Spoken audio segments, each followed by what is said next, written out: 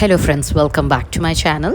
ఇవాళ మార్నింగ్ అయితే లేచి నేను ఎవ్రీ డే మార్నింగ్ లేచి కాసేపు బాల్కనీలో అయితే నుంచుంటానండి, just to feel that cool breeze అనమాట. అంటే ఇది ఆన్ అ రెగ్యులర్ బేసిస్ చేయను. ఎస్, ఇప్పుడు హాలిడేస్ కాబట్టి I have the privilege of wasting some time in the morning. So లేస్తాను, బాల్కనీలోకి వెళ్తాను. కానీ ఇవాళ బాల్కనీలోకి వెళ్ళినా ఎక్కడ చల్ల గాలి అన్నది ఏమీ లేదండి. అసలు గాలే రావట్లేదు. It's so humid. వైజాగ్లో హ్యూమిడిటీ ఏంటో ఇప్పుడు తెలుస్తుందండి నాకు. It's hitting really bad. Mornings అసలు కూలే అవ్వట్లేదు. ఎంతసేపు ఏసీలో ఉంటే కొంచెం చల్లగా అనిపిస్తుంది, ఏసీ బయటకు వస్తే మాత్రం ది సేమ్ హ్యూమిడిటీ అండ్ ఒకలాగా ఉందండి. భయంకరంగా ఉంది వెదర్. ఎన్ని రోజులు ఇట్లా ఉంటుందో ఏమో కానీ ఈ హీట్. ఐ జస్ట్ విష్ తొందరగా కొంచెం తగ్గితే బాగుండు అనేసి. సో నేనైతే నా టర్మరిక్ వాటర్ తాగేసి ఇంకా పూజ చేసేసుకున్నానండి. నాకు అనిపిస్తుంది ఒక్కొక్కసారి లక్ బాగుంటుందండి మనకి. ఎందుకంటే నేను టర్మరిక్ వాటర్ గురించి ఇంట్లో చాలాసార్లు చెప్పానమాట అనంత్కి, శ్లోక అప్పుడప్పుడు తాగేది టర్మరిక్ వాటర్. దానికి యాక్ని ఎక్కువ వచ్చినప్పుడు తాగేది. But Anant would never have it. కానీ ఇప్పుడు ఆయన కూడా కలుపుకొని తాగుతున్నారనమాట.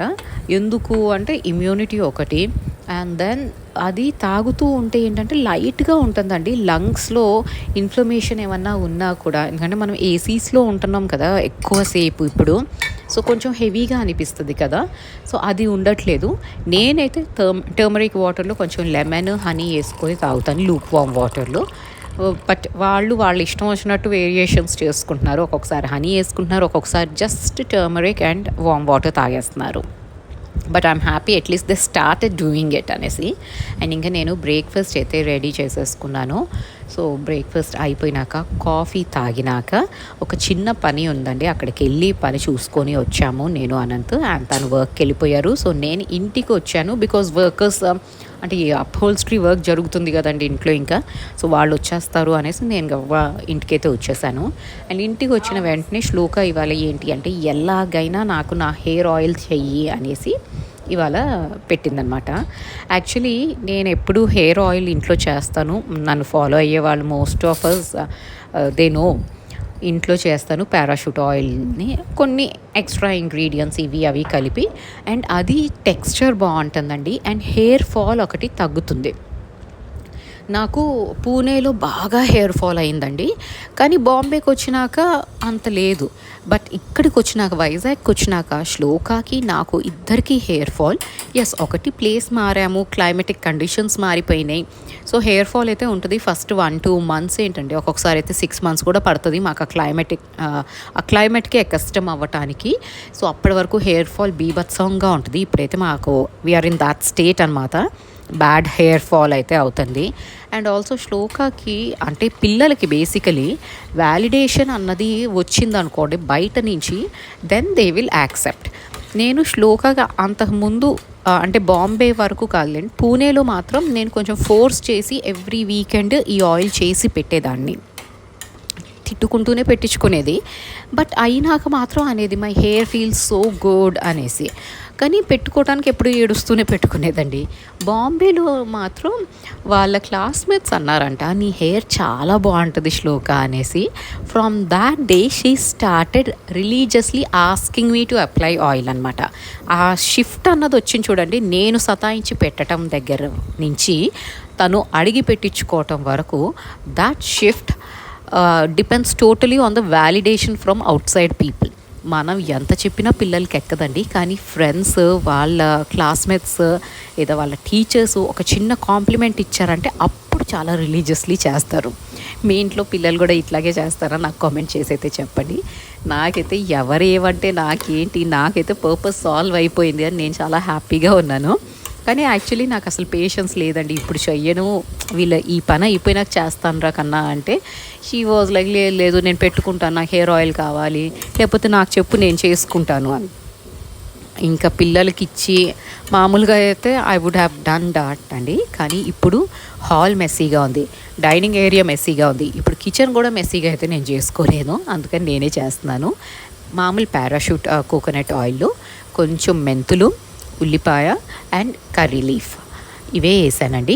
మీరు దీంట్లో ఫ్లాక్స్ సీడ్స్ వేయచ్చు అండ్ ఆల్సో హైబిస్కస్ ఫ్లవర్స్, మందార పూలు, డ్రైడ్ మందార పూలు దొరుకుతాయి, అవి వేసుకోవచ్చు. లేదా మందార ఆకులు కూడా వేసి బాయిల్ చేయొచ్చు. చాలా బాగా వస్తుందండి టెక్స్చర్ అయితే అది మందారం వేస్తే.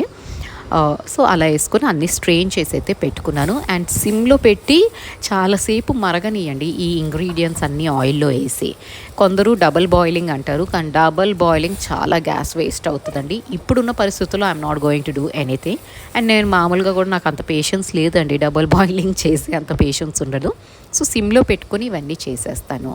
అండ్ ఇక్కడ మిల్క్ రొటీన్ అనేది ఒకటి ఉంటుంది కదా మనకి, అంటే ఫ్రెష్గా వచ్చిన పాలు వేడి చేసుకోవటం, నిన్నటి పాలు తోడేసుకోవటం, మీగడ ఏమైనా ఉంటే తీసి పక్కన పెట్టుకోవటం, ఇదంతా 5 నిమిషాల పని అనిపిస్తుంది, కానీ ఎంతసేపు పడుతుంది. అండ్ సైమల్టేనియస్లీ ఇక్కడ టీ అయితే పెడుతున్నానండి. టెంపరేచర్ బయట ఆల్మోస్ట్ 40 degrees ఎంతో ఉంటుందండి, కానీ పని చేసే వాళ్ళకి ఆ టీ పడితే అదేదో మెడిసిన్ అన్నట్టు ఇట్లా they will be like active అనమాట. అది నేను నవ్వుకుంటున్నాను, ఈ టీ పెట్టినంతసేపు నాకు నవ్వు వస్తుంది అనమాట. ఇక్కడ నాకేమో ఇట్లా చెమటలు కారిపోతున్నాయి కిచెన్లో వర్క్ చేస్తూ. దే ఆర్ ఆల్సో, వాళ్ళు వర్క్ చేస్తూ చాలా స్ట్రెస్ అవుతుంది, కానీ అంత వేడికి వీళ్ళు టీ ఎలా తాగుతున్నారు అన్నది క్వశ్చన్ మాత్రం నాకు నవ్వు వస్తుంది. అండ్ ఐఎమ్ లైక్ అమేజ్డ్ అనమాట, ఇంత వేడికి కూడా టీ తాగగలరా అని. కానీ వాళ్ళు వర్క్ చేసేటప్పుడు I think this will really ఏమంటారు, ఎనర్జీ స్టెరాయిడ్స్ టైప్లో పనిచేస్తుందేమోనండి టీ వాళ్ళకి. సో పాపం తాగుతారనమాట. సో టీ పక్కన పెట్టేసి, అంటే మరగడానికి పెట్టేసి, నేనైతే ఇంక నా పనులు చేసుకుంటున్నాను. తోటకూర తెచ్చాను కదా మొన్న, ఆ తోటకూరను ప్రాపర్గా క్లీన్ చేసి ఇవాళ పులుసు కూర లాగా చేసేద్దాము అనేసి. ఆ ఒక్క కర్రీ అండ్ రైస్ చేయటానికే నాకు అసలు చేత కావట్లేదండి. అంటే ఇల్లు నీట్గా సెట్ అయిపోయి మనం చేసుకోవటం అంటే అదొక డిఫరెంట్ స్టోరీ. కానీ ఇంట్లో ఇంతమంది తిరుగుతూ ఉంటే, నాకు మామూలుగానే ఇంట్లో మనుషులు తిరుగుతూ ఉంటే చాలా చిరాకుగా ఉంటుంది. అలాంటిది 3-2 తిరుగుతూ ఉంటే it's like crazy. And doors open ఉంటాయి, అవన్నీ ఈగలు దోమలు అన్నీ వస్తూ ఉన్నాయి. నాకు అది టెన్షన్ అనమాట, ఎక్కడ కాక్రోచెస్ వచ్చేస్తాయో బయట నుంచి అనేసి. సో ఇవన్నీ అన్నెసరీ థింకింగ్ ప్రాసెస్ ఎక్కువైపోయి కొంచెం స్ట్రెస్లో ఉంటాము. అండ్ టీ పెట్టేసి వాళ్ళకైతే ఇచ్చేసాను. ఇక్కడ నేను నా పులుసు కూర చేసుకుంటున్నాను కదండి, అక్కడే నుంచున్నాను, అయినా పాలు పొంగిచ్చేసాను. సో లాస్ట్ టైం నాకు పాలు ఊరుకూరినే పొంగిపోతున్నాయి అంటే మన వాళ్ళు చాలా టిప్స్ ఇచ్చారు, కానీ ఇట్లా పక్క నుండి పొంగిచ్చేస్తూ ఉంటే ఏం చేయాలి చెప్పండి. నేను పక్కనే ఉన్నాను కదా, నేను I will be noticing it అన్నట్టు పెట్టాను. మొత్తం పొంగిపోయినాయి, మళ్ళీ అది కూడా క్లీన్ చేసుకోవాలి. అండ్ ఈ ఆయిల్లో ఏం చేశానంటే క్యాస్టర్ ఆయిల్ కలిపానండి. కొంచెం కూల్ అయినాక కలపాలంట castor oil. So castor oil కలిపాను, దానివల్ల మంచి టెక్స్చర్ బాగుంటుంది అంటారు హెయిర్ అండ్ రూట్స్కి అప్లై చేస్తే. ఈ ఆయిల్ని ఏంటంటే కొంచెం మీరు అప్లై చేసేటప్పుడు కొంచెం వార్మ్ చేసుకోండి మైక్రోవేవ్లో పెట్టి 5 seconds. అండ్ కాటన్తో రూట్స్ మీద డ్యాబ్ చేస్తూ పెట్టండి, అప్పుడు అది బాగా సీపిన్ అయ్యి చాలా బాగుంటుంది, టెక్స్చర్ బాగుంటుంది, హెయిర్ గ్రోత్ కూడా మంచిగా వస్తుంది. అండ్ మోస్ట్ ఇంపార్టెంట్ పార్ట్ ఏంటంటే స్కాల్ప్కి పెట్టాలి అండ్ ఎండ్స్కి పెట్టాలి. ఇది మనలో అందరికీ తెలుసండి, కానీ తెలియని వాళ్ళు ఎవరైనా ఉన్నారేమో అని చెప్తున్నాను అంతే. అండ్ ఇంకా వంట అంతా అయిపోయినాక ఇప్పుడైతే కిచెన్ ఒక్కసారి క్లీన్ చేసేసుకుంటే కొంచెం ప్రశాంతంగా ఉంటుందండి. అంటే అట్లీస్ట్ ఒక పార్ట్ ఆఫ్ ద హౌస్ క్లీన్గా ఉంది అన్న ఫీలింగ్ వస్తుంది. బెడ్రూమ్స్ అండ్ కిచెన్ కొంచెం నీట్గా ఉంటే, లివింగ్ ఏరియా ఎలాగో మెస్సీగా ఉంది, there is nothing much I can do about it, కొంచెం క్రేజీగా ఉంది. బట్ ఈ 2 అయినా మెయింటైన్ చేసుకోవచ్చు కదా అనేసి ఫస్ట్ అయితే ఇది క్లీన్ చేసేస్తున్నాను వంట అయినాక. అండ్ ఇది క్లీన్ చేసేటప్పుడు ఒక విషయం మీతో చెప్దాం అనుకున్నానండి. మొన్న చిరయ్య అనేసి ఒక సిరీస్ చూశాను, జియో హాట్స్టార్ అనుకుంటా. మీలో ఎంతమంది చూసారో నాకు కామెంట్ చేసి చెప్పండి. అండ్ ఎంతమంది దాంతో కనెక్ట్ అయ్యారో నాకు కామెంట్ చేయండి. అంటే మెయిన్ టాపిక్ అని కాదు, main topic is about marital rape. That is not that common in our society అని నేను అనుకుంటున్నాను. ఆ టాపిక్ కాకుండా దాంట్లో కొన్ని డైలాగ్స్ ఉంటాయండి, ఆ డైలాగ్స్కి కనెక్ట్ అవ్వని అమ్మాయి అంటూ ఎవరు ఉండరేమో అనిపించింది. బట్ దెన్ నేను ఇవి మాట్లాడుతున్నాను అనేసి ఐఎమ్ హార్డ్ కోర్ ఫెమినిస్ట్ అట్లా అనకండి, ఐఎమ్ నాట్ అ ఫెమినిస్ట్. కానీ కొన్ని విషయాలు మాత్రం ప్రతి అమ్మాయి will have to go through that process. For example, మనకి పెళ్ళి అయ్యి అత్తగారింటికి వెళ్తాం. ఎంతమంది ఈ విషయం ఫేస్ చేశారో ఆనెస్ట్గా నాకైతే చెప్పండి. నేను I talk to my relatives, నా కజిన్స్, నా ఫ్రెండ్స్, వీళ్ళందరితో మాట్లాడతాం కదా. నేను నా ఎక్స్పీరియన్స్ చెప్తే అందరూ వాళ్ళ ఎక్స్పీరియన్స్తో they come up with story. And I'm like, మన స్మాల్ సర్కిల్లోనే ఇంతమంది they have gone through it అనేది. అండ్ ఆ టాపిక్ని కూడా ఒక చిన్న డైలాగ్, ఒక ఇన్స్టెన్స్లో చెప్తారనమాట. అంటే అప్పటి వరకు ఫ్యామిలీ అందరూ మాట్లాడుకుంటూ ఉంటారు, ఇన్లాస్, హస్బెండ్ అందరూ.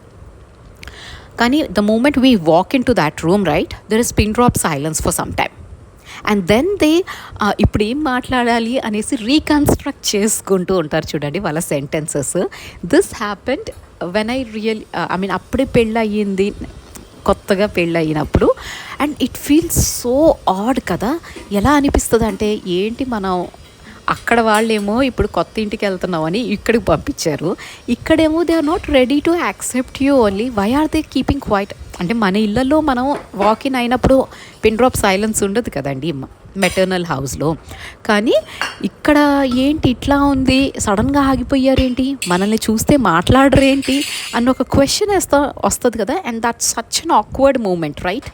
అండ్ దిస్ 100లో నాకు తెలిసి అట్లీస్ట్ 80 పీపుల్ అయినా, 80 విమెన్ అయినా ఫేస్ చేసి ఉంటారా ఇట్లాంటి టాపిక్స్, ఇలాంటి డైలాగ్స్ కొన్ని.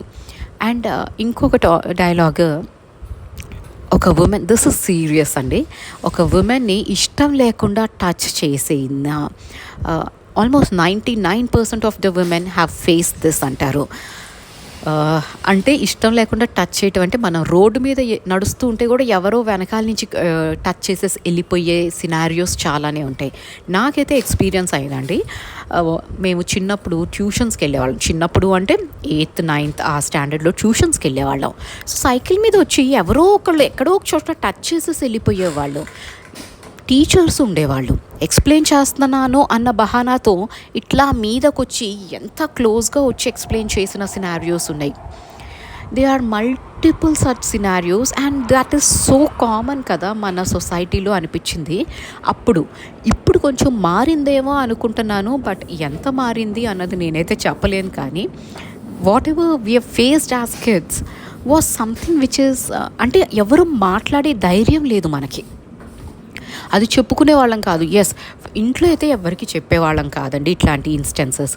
ఎస్, ఫ్రెండ్స్తో కొంచెం షేర్ చేసుకునేవాళ్ళం, ఎందుకంటే వాళ్ళు they come up with their story, మనం మన స్టోరీ చెప్పేవాళ్ళం. సో అట్లా ఉండేది. అండ్ ఒకలాంటి భయం అండి, మనం ఈ ఇన్స్టెన్స్ నాకు ఇట్లా జరిగింది అంటే మనల్ని ఎక్కడ బ్లేమ్ చేస్తారో, లేదా మనం తప్పు చేసామేమో, we didn't do something right, that's why they did this అనేసి అప్పుడు కూడా మనల్ని మనమే బ్లేమ్ చేసుకుంటూ బతికిన రోజులు చాలానే ఉంటాయి. And every girl would have gone through this. ఇదైతే మోస్ట్ ఆఫ్ దిస్ అంటిల్ మీకు 24 గంటలు మీరు కారో లేకపోతే మీ ఫాదరో వచ్చి డ్రాప్ చేసి పికప్ చేసుకునే సినారియోస్ తప్ప, మామూలుగా మనం యాజ్ అ సింగిల్ లేడీ బయటకు వెళ్ళాము అంటే most of us would have faced it. అయితే నేనైతే ఫేస్ చేశానండి. అండ్ చెప్పుకోవడానికి సిగ్గు నాకు లేదు, ఎందుకంటే చేసిన తప్పు వాడు ఎవడో చేస్తే వాడు సిగ్గుపడాలి, కానీ నేనెందుకు సిగ్గుపడాలి అని ఇవాళ చెప్తున్నానండి.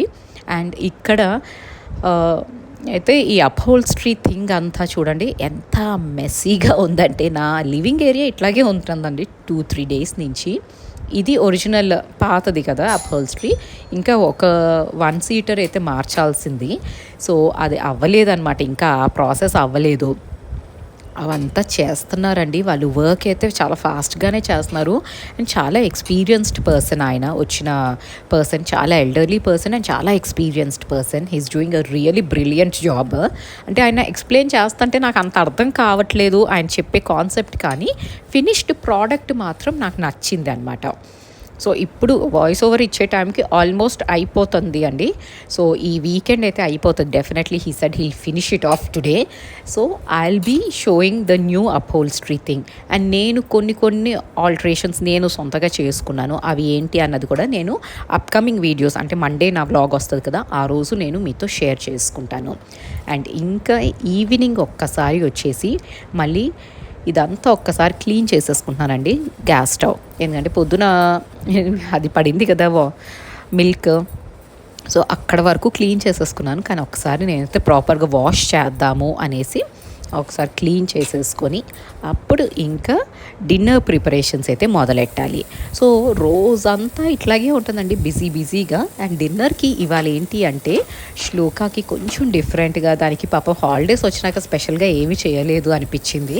సో ఇవాళ పాస్తా చేద్దాము అనేసి ఇది నేను నెట్లో చూసానండి, చాలా సింపుల్గా అనిపించింది. సో అదైతే చేస్తున్నాను ఇప్పుడు.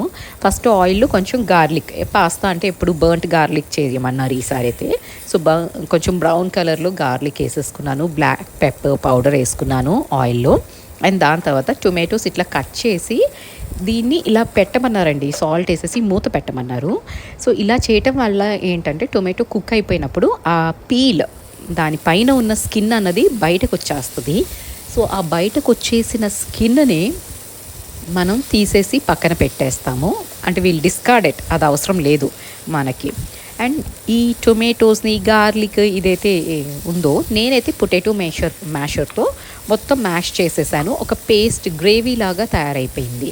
అండ్ ఈ టొమాటోస్ని చూడండి, నేను కొంచెమే ఆయిల్ వేసుకొని ఇట్లా గ్రిల్ అయితే ఎట్లాంటి టెక్స్చర్ వస్తుంది, బ్రౌన్గా కొంచెం పైన బ్లాకిష్ బ్రౌన్ కలర్లో అలా తెస్తున్నాను అనమాట.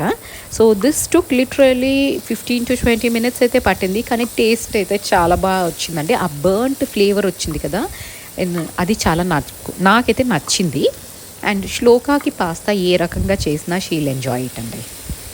సో మెల్లిగా ఇక్కడ టొమాటోస్ అయితే కుక్ అయినాక ఇట్లా తీసేస్తున్నాను ఆ స్కిన్ ఉంచద్దండి, అది ఉంచితే మాత్రం ఏంటంటే అది నోట్లోకి ఆ స్కిన్ వచ్చి ఆ taste of pasta is gone. మామూలుగా మనం టొమాటో ప్యూరే వేసేది కూడా అందుకే కదా, స్కిన్ రాకూడదు అనేసి. So this is a better way.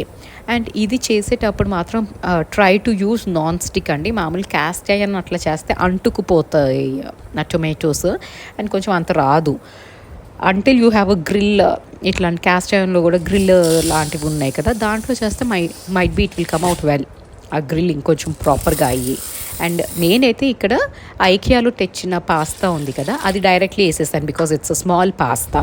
మీరు పాస్తా బాయిల్ చేసి సాల్ట్లో బాయిల్ చేసి వేయండి. అండ్ ఇది పాస్తా వేసేసి కుక్ చేసేసినాక నేను పాస్తా సాస్ వేసాను కొంచెం, and mixed herbs, chilli flakes వేసేసానండి. అవన్నీ నేను రికార్డ్ చేశాను అనుకున్నాను, కానీ I don't know what did I record, what did I not record. అప్పటికి ఇంకా ఎగ్జాస్ట్ అయిపోయాను నేను. సో ఇవన్నీ వేసాను. అండ్ సాల్ట్, ఎందుకంటే మనం పాస్తాని బాయిల్ చేయలేదు, సో ఒట్టి టొమాటోస్కి సరిపడే సాల్టే వేసుకున్నాం ఇనీషియలీ. సో ఇప్పుడు ఒకసారి సాల్ట్ చూసుకొని అడ్జస్ట్ చేసుకోండి. అండ్ పైనుంచి మోజరెల్లా చీజ్ స్ప్రెడ్ చేసేసుకోండి. ఇట్స్ రియలీ నైస్ అండి, క్రీమీగా ఆ burnt garlic flavour, burnt tomato కూడా గ్రిల్ అయ్యి బర్న్ అయిన ఫ్లేవర్ చాలా బాగా వచ్చింది ఇదైతే. So definitely try it, your kids will love it for sure. So దీంతో అయితే ఈ వీడియో కంక్లూడ్ చేసేస్తున్నానండి. మీకు ఈ వీడియో నచ్చితే కనుక please do consider subscribing to this channel, ఒకవేళ మీరు ఫస్ట్ టైం వాచ్ చేస్తున్నట్టయితే. అండ్ మన రెగ్యులర్ వ్యూవర్స్ అయితే ప్లీజ్ అండి లైక్ చేయటం అస్సలు మర్చిపోకండి. Thank you so much for watching this video till the end. Have a great day.